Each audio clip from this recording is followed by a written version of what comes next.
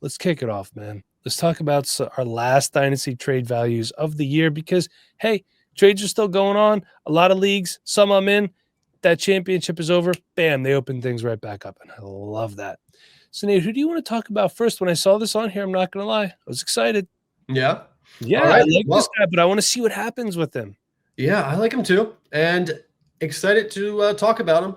And we're going to talk about Garrett Wilson, wide receiver for the New York Jets. Now, there's obviously some unknowns moving forward. Is Aaron Rodgers back there next year? We've heard a little bit of he does want to be there, a little bit of he doesn't want to be there. Is Devontae Adams there next year? He seems to be a package deal wherever Rodgers goes at this point. So some question marks around the Jets, but also some question marks around Garrett Wilson. As we've heard, there could be trade rumors with him. I believe there was a report this morning that there has been calls made to the Jets about Garrett Wilson. So there are conversations happening. Don't know how serious they're being taken, but there are conversations happening. I noticed today that Garrett Wilson was wide receiver 13 on Keep Trade Cut, which is the lowest that he has been since November 25th, 2022, Mike. Wow. That is over 2 years ago. So if you're looking to go acquire some Garrett Wilson, this is the cheapest he has been in 2 years. Currently wide receiver 8 on the season, wide receiver 18 in points per game, tied with Ladd McConkey, and fourth most in targets, seventh in receptions as of this morning before the Week 17 games. And he did, I believe, have more than 20 yards today. So he had his third straight 1,000-yard season to start his career. So Garrett Wilson, quite the start to his career, but hasn't maybe quite hit the expectation that some people had of him as he entered the league. So, Mike, some people are disappointed, but we're still seeing plenty of production from him. Let's look at the values here. Straight up swap, Garrett Wilson or Kyren Williams? That one's a little tough for me. You know what? I'm going to be talking about Kyren Williams later, and there is a trade that involves Garrett Wilson in that as well. So why don't we curb that for later, and then we could do the old circle back. How's that sound? All right, we'll come back to it. That sounds good. I'll give you my answer then as well. Okay, next up we got Chase Brown and Bryce Young for Garrett Wilson, a second-round pick and a third-round pick. Chase Brown, Bryce Young for Wilson, a second and third. You know what? I did see you put a tweet out that said you believe Chase Brown's in some sort of timeshare next year. And Bryce Young, we don't know what's going to happen. I'm okay with this. To be honest with you, you're getting a second and third on top of it. I think if he gets traded, no matter where he goes, he's going to be a stud. If he stays with the Jets, he's going to put up 1,000 yards. I'm okay with it. Yeah, I'm good with this trade for the Garrett Wilson side. Get some draft picks on top of it. I, of course, like Bryce Young, but we don't know what's going to come out of that just yet. He has looked good the past couple of weeks, though, that's for sure. And regarding my tweet about Chase Brown, I did quote tweet. I don't have it up at the moment. But basically, the tweet was how bad Cincinnati Bengal running backs have been on the goal line. I believe it was 12 carries for -5 yards and many less touchdowns than you would expect. So they obviously need some kind of short yardage back to pair with Chase Brown. That's what Zach Moss was supposed to be before he got hurt. So whether it's Zach Moss back with the team or if it is a day 3 pick, I do think that there's going to be some competition brought in for those specific touches, at least at the minimum. Maybe for more touches outside of those short yardage situations, but definitely some competition would be brought in to pair with Chase Brown. And then another trade here, Michael Penix and Bucky Irving for Trevor Lawrence and Garrett Wilson. I tell you what, Mike, this is actually really easy for me. I'm assuming you're leaning the Lawrence and Wilson side? Yes, I am. As am I. Yeah, I think that's a very easy trade to go on the Wilson, Trevor Lawrence side. Trevor Lawrence obviously better than Michael Penix. Well, I have to say obviously. Maybe some people don't believe that. And then Garrett Wilson over Bucky Irving, despite Bucky Irving having a really good rookie season so far. Yeah. And for the record, as we're recording this on Sunday night, so Michael Penix has yet to play. Yep. This week, we know Trevor Lawrence is out for the season. So if Michael Penix throws, 80% completion rate, 5 touchdowns against the Commanders, we can maybe reassess. Yeah, of course. Okay, very good. Garrett Wilson, we still believe. Let's move on. Let's talk about a quarterback. Cincinnati Bengals quarterback Joe Burrow. Nate, he's having quite the season against Denver this past week, 39-49. 412 yards, 3 touchdowns, no picks, 2 games over 400 yards this season.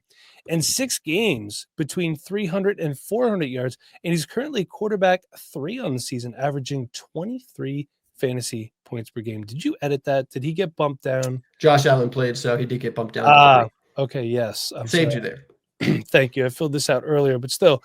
And so 23 fantasy points per game. Fantastic. And I mean, there's a couple over 20. The quarterbacks over 20 points per game are Jalen Hurts at 21.3, Jaden Daniels at 21.8, Baker Mayfield at 22.5, Burrow at 23, Josh Allen at 24.1, and your QB1, Nate, Lamar Jackson, 25.7. That's incredible. That's incredible. He just had the 5th best season by a quarterback in fantasy football history. He also has the number 1 season. So that's pretty amazing. good. He's so freaking good, man. I don't know. Hey, Lamar Jackson can't throw. Interesting. 4,000 yards on the season. That being said, what does it cost to get a guy like this? Still young enough. He's not going anywhere for a long time. Love to have Joe Burrow. Let's see what it costs. I think this one's kind of a no-brainer. And these happen. My trade's courtesy of Fantasy Calc. Your trade's courtesy of Dynasty Daddy. So if you're sitting in your car or watching us on YouTube saying those trades wouldn't happen in my league, hey, they could have. Brock Purdy in a 25 first. Yeah, this is easy Burrow for me. And Purdy's obviously been impressive, but Joe Burrow is in that top tier of quarterbacks right now. There's been a lot of discussion recently about, the top tier quarterbacks of like the last generation being Brady, Manning, Rodgers, Breeze. Now we have the new top tier where it is Mahomes, Lamar, Josh Allen, and Joe Burrow, which they all are in the AFC, which is kind of annoying. For those of us in the AFC who have to play a really competitive conference every year. I don't even know who the best quarterback in the NFC is, to be honest. So maybe Jaden Daniels, honestly. Baker Mayfield is quarterback 4. Baker Mayfield is actually currently the best quarterback in the NFC. You got some good NFC quarterbacks. Baker's up there. Jalen Hurts, Jared Goff. We got Sam Darnold. Somehow Jaden Daniels, of course. Jordan Love. We can't forget about Jordan Love as well. The NFC is where the quarterbacks who couldn't make it in the AFC, they go to the NFC and they do well there. And the quarterbacks like Aaron Rodgers go from the NFC to the AFC and they can't keep up, AFC for life. Okay. That being said, let's move on. Don't give me your NFC slander. The Super Bowl is basically AFC championship these days, Let's be honest. Okay. The next one, we got Jalen Hurts, a 25 third and a 26 fourth for Joe Burrow. Yeah, I'm taking Joe Burrow here. Okay. Jalen Hurts, he had a pretty good season. He averaged 21.3 fantasy points. Buoyed by his 14 rushing touchdowns. And I know that is something that he just continues to do. And it's not something that's going to go away anytime soon. But at some point, someone's going to figure out the tush push. So at some point, if he doesn't have 14 rushing touchdowns, double-digit rushing touchdowns, he's not going to be over 20 points per game. So give me Joe Burrow. We had the Pickett push today. Oh, the Pickett push looked good. It did. When they lined up for it, I'm like, come on. And then he got it. I was like, all right. I don't hate the trade. I just don't like the 3 assets. I'd rather see if I could do Hurts and a second instead of the 3rd and 4th, just to not move as many picks. I'd rather move the 3rd and the 4th than the 2nd. All right, fair enough. And another Jalen Hurts trade for Joe Burrow.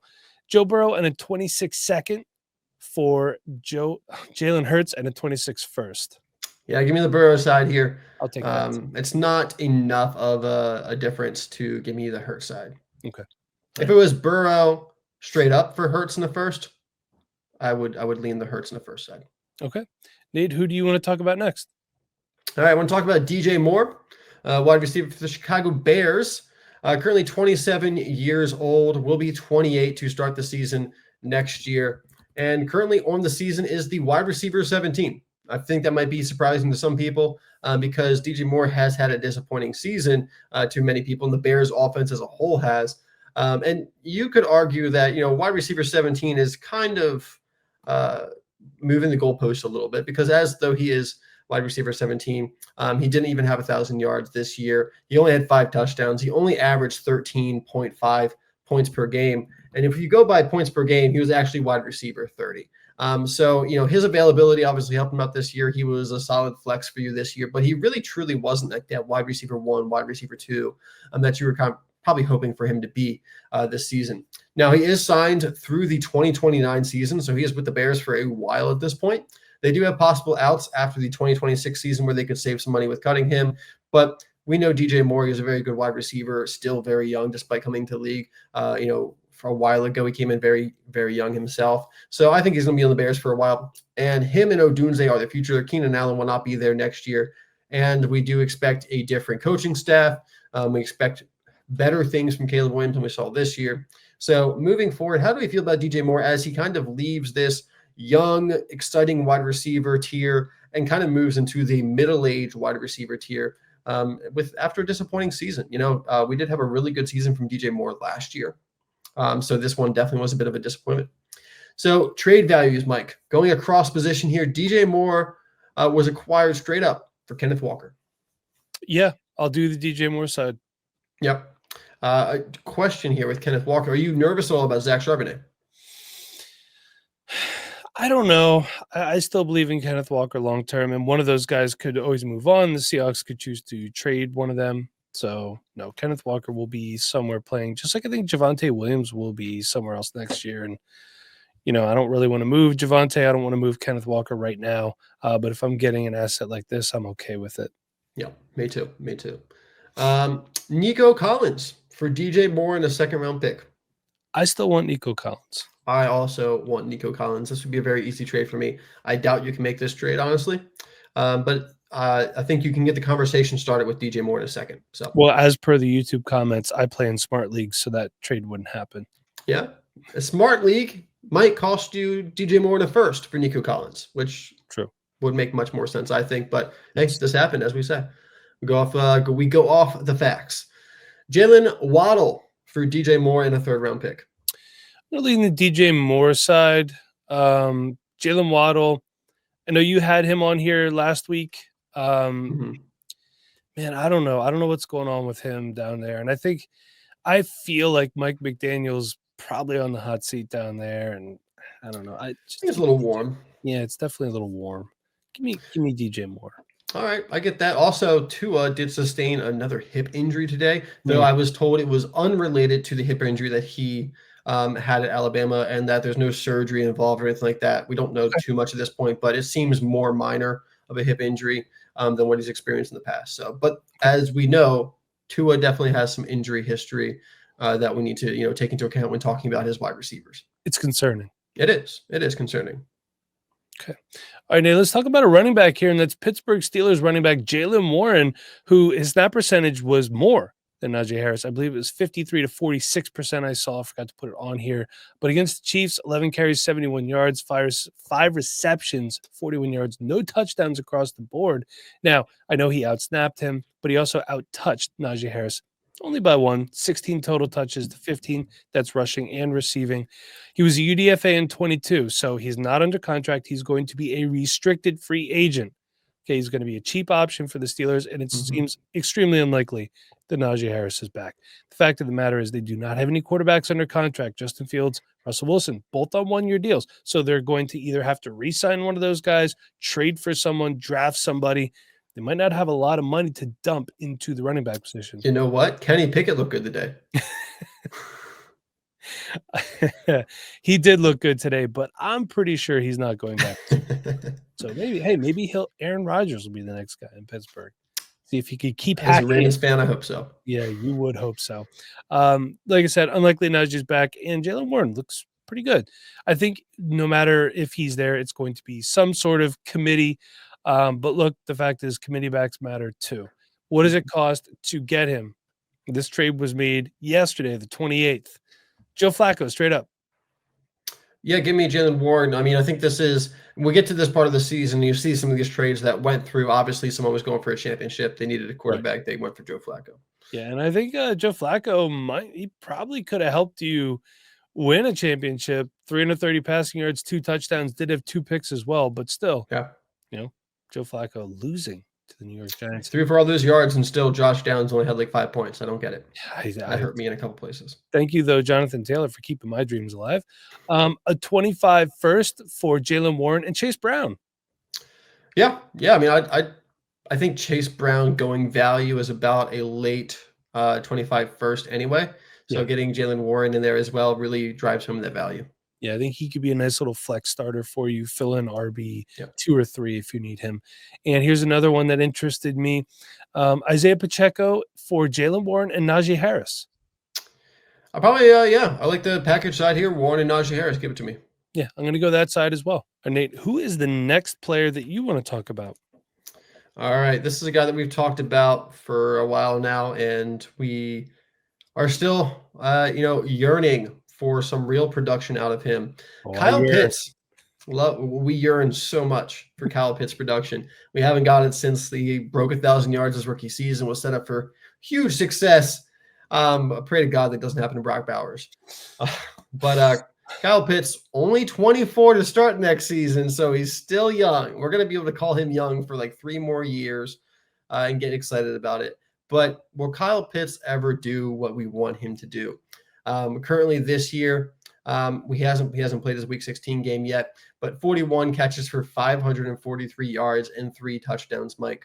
That is not great production. That's currently tight end 18 on the season, averaging 7.6 points per game. You'd probably be better off streaming a tight end in your tight end position than starting Kyle Pitts.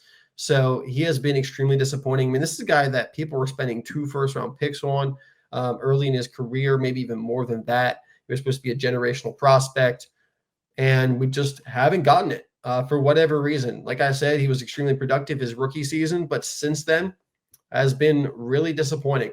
And I don't know if it's Atlanta. We blamed Arthur Smith for a while, but he's out of there and it's still happening. I don't know where we go from here, but I'll tell you what, most of the deals I saw for Kyle Pitts, he was a throw-in piece, and not a throw-in as in he's valued like a 4th-round pick, but he was usually an addition to someone else higher value than him in the trade. So, Mike, here you go. Here's a couple trades. If for any reason, if you want to go acquire Kyle Pitts, or maybe you want to sell Kyle Pitts, here's some trade value. Tyjae Spears for Kyle Pitts in a 2nd-round pick. Yeah, I'll do the Pitts in a second. You know, Tyjae Spears been banged up this whole season. Pollard's still going to be under contract. Seems to be getting the short end of the committee stick there. So, hey, I'm just going to bank on the hopeful upside of Pitts, and I'll take the 2nd on top of it. All right. I'm going to also go with Kyle Pitts in the 2nd-round pick myself. I think the value's there. All right, next up, we got wide receiver 0, Drake London, for Rashee Rice and Kyle Pitts. I think this is a team this trade is teams going in 2 different directions. The Drake London side, I'm assuming, is more competitive because Rashee Rice is obviously not helping you. So it's like, one part of you saying, well, I don't want any part of the Atlanta receiving game, but yet part of it is so you have to think of which wide receiver has the highest upside. Is it Rashee Rice? Is it Drake London? Drake London's looked pretty good this year. Yeah. I think it's a fair trade right now as it sits on December 29th. I don't know. I could really go either way on this one. I think I slightly right now lean the Drake London side. All right. I'm going to kind of lean the Rashee Rice Kyle Pitts side. I think Rashee Rice, when healthy, is going to be able to put up similar numbers to Drake London. Drake London currently sitting at wide receiver 13, but after he plays his Week 16 game, will find himself back up into the top 12 wide receivers, probably settling into wide receiver 10 on the season. I think you mean Week 17 game, right? Week 17. It's his 16th game, Week 17. You're right. Yeah. So, but I'll take Rashee Rice and Kyle Pitts. I think Rice is, not too much of a step down from London, and getting Pitts on there. I don't want to say I'm a believer still, but I'm not a disbeliever. Okay. I'll take Pitts if he's a throw-in. If he's a throw-in piece. All right. And last trade here, going from one tight end to another. George Kittle for Kyle Pitts in the 2nd-round pick. I'll take Kittle. Yeah, me as well. I talked about him a couple weeks ago. I think Kittle still got 2 or 3 years of great production left. So give me that. Sorry. Unless I have another really good tight end on my team, I can't downgrade to Kyle Pitts because I can't believe I can start him every week. Okay. Yeah, I get that. All right, let's move on. Let's talk about a wide receiver who's been popping off a little bit this month, and that is Denver Broncos wide receiver Marvin Mims. Didn't think I'd be talking about him positively. Yeah. But hey, here we are. The fantasy season churns on.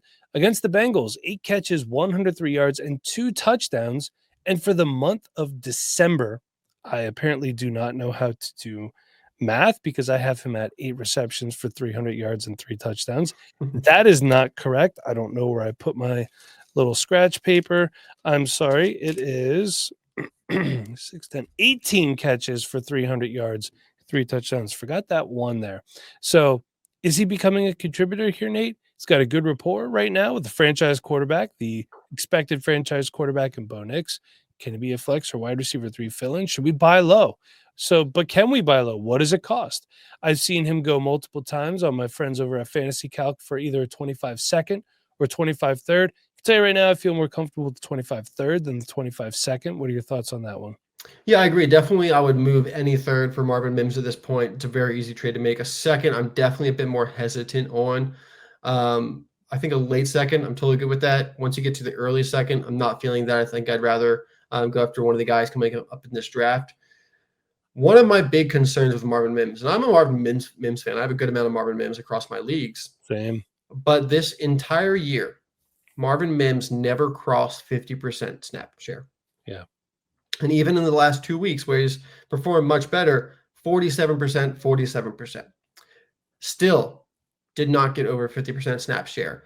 And this has been a problem his first 2 years of his career with Sean Payton. He just hasn't been out on the field. When he has been, he's been productive. We've seen many chances where he goes out there, 17% snap share on the week, has 2 catches for 80 yards and a touchdown. He's got that ability, but he just can't get out there consistently throughout the games. And that worries me on a week-to-week basis. I think he's a great best ball ad. But on a week-to-week basis, what am I getting out of Marvin Mims? How can I rely on him if he can't even get out there for 50% of the snaps? So I do still have some hesitancy on Marvin Mims. Yeah, and I mean, when you look at what else they have, obviously Cortland Sutton is the A there. Then you got Mims, you got Devon Vele, Troy Franklin, Lil Jor Humphrey is out there, David Sills, the 5th.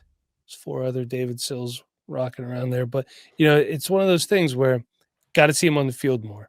How about this one? Adam Thielen. Yeah. I mean, Adam Thielen's obviously been incredible. Production-wise, he probably won your league if you had him in your championship lineup this weekend. But moving forward, I'm good to take my chances with Marvin Mims over holding on to Adam Thielen. I agree. And another one, again, 2 teams going in different directions. Josh Jacobs for Chris Godwin and Marvin Mims.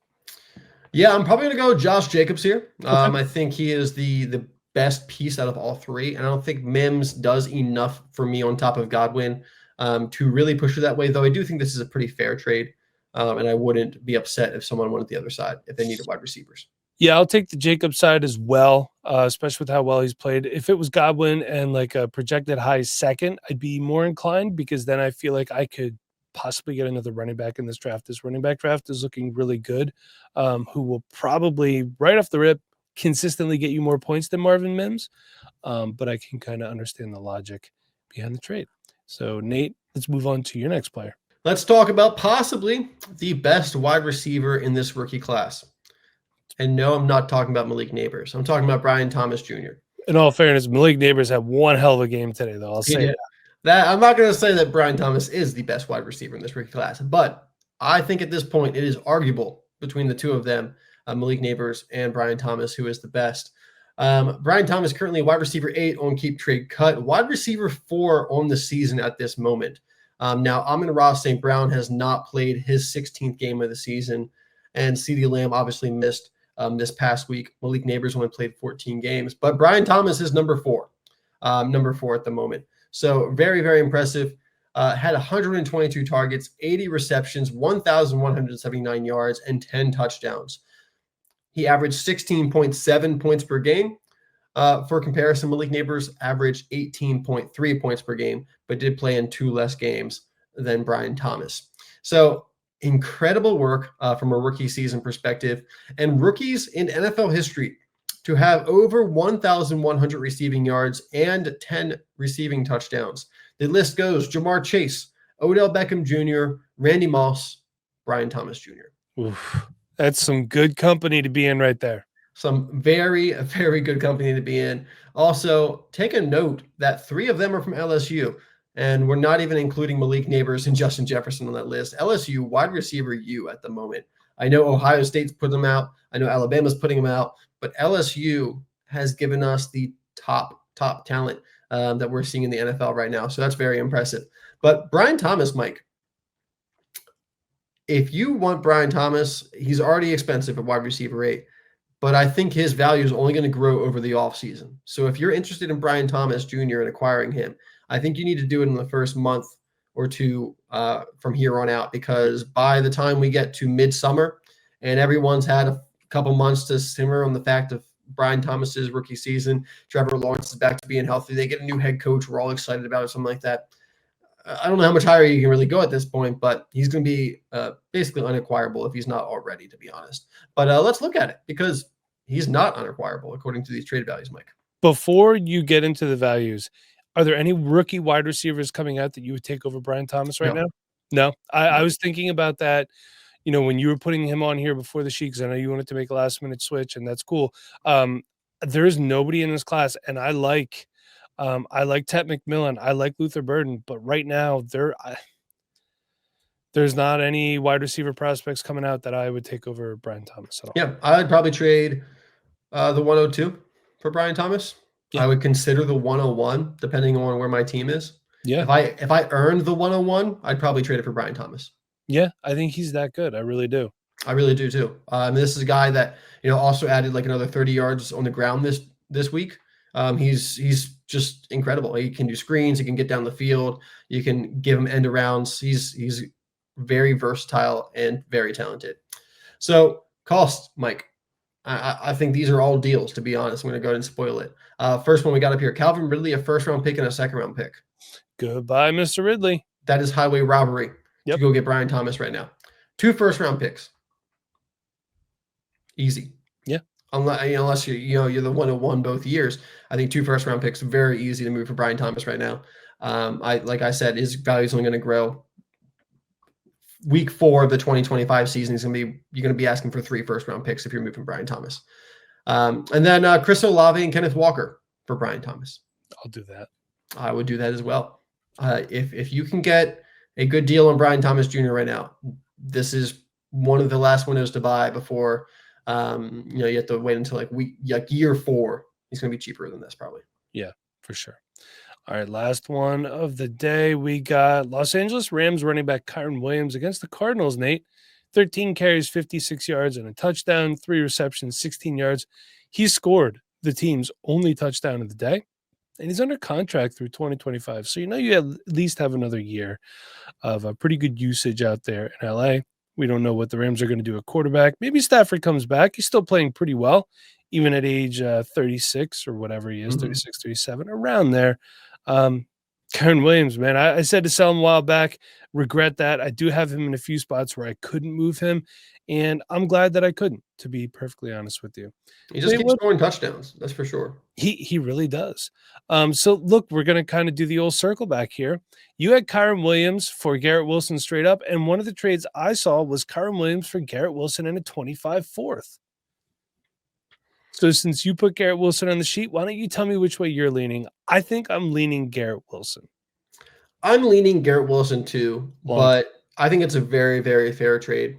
I agree. And I'm pretty I don't want to call myself anti-day 3 running back because that's not true, but I am a downer on day 3 running backs. I do know that. So I still have that in me. I always will until proven otherwise. So I'm going to lean the Garrett Wilson side, especially because I do have some question marks about the Rams offense moving forward. Matthew Stafford's pretty old. Cooper Kupp's pretty old. They are going to sneak into the playoffs, I think, though. So good for them. They've managed to pull the season together, and after a pretty tough start to the season. So they still have some good players there, but I think that team is going to undergo some retooling, which they were undergoing this year and still made the playoffs. So I can't fault them too much. But I'm going to lean Garrett Wilson, and I'm going to just continue to double down on fading Kyren Williams, I guess, even though I know he's producing well. I know. As of right now, the Rams would be the 3 seed. They're going to win the division. Yeah, they're currently winning the NFC West at 10-6. I guess so. I guess the Seahawks and the Cardinals and the 49ers are not very good this year. So not really. No. Only 4 confirmed NFC playoff spots as of now. The AFC is 6. So there's a couple things that are going to come down to the wire in the NFC there. The next trade I have is Nick Chubb at 25 first, 25 fourth, and 26 first for Kyren Williams. Honestly, I don't really want Nick Chubb, but I'll take the package here. I'll take this is value-wise, I lean the package. If you're a contending team and you need a running back and like this was 2 weeks ago, you going into the playoffs, I'm okay with making that move. But value-wise, I'm taking the package. Yeah, same here. Chuba Hubbard and Zay Flowers for Kyren Williams. Put this one on here just for you. Thank you. Yeah, I'll take Chuba Hubbard and Zay Flowers. I'm happy with that. I figured I would do the same. Chuba Hubbard with that contract extension. Sucks that Jonathan Brooks got hurt. Wanted to really see him more. And, Zay Flowers, you're getting a team's wide receiver 1 on top of it as well. I lean the package there as well. Nice. So, Nate, before we head out on our last podcast of the year, anything else you'd like to add? It was a good season. I had a lot of fun. I enjoyed talking through the season with you, Mike, and reacting to how everyone's values were moving up and down on a week-to-week basis. But I'm also very excited for what's coming up.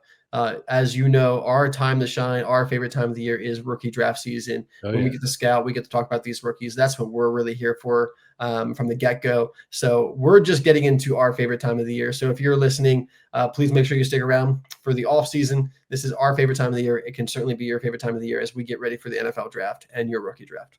All right. Thank you, Nate. I love it. Thank you, everybody, for listening throughout the year. 2024 has been great. 2025 is going to be even better for the Dynasty Rewind. So make sure you stick around. Until next time, for Nate, I'm Mike. Thank you for listening.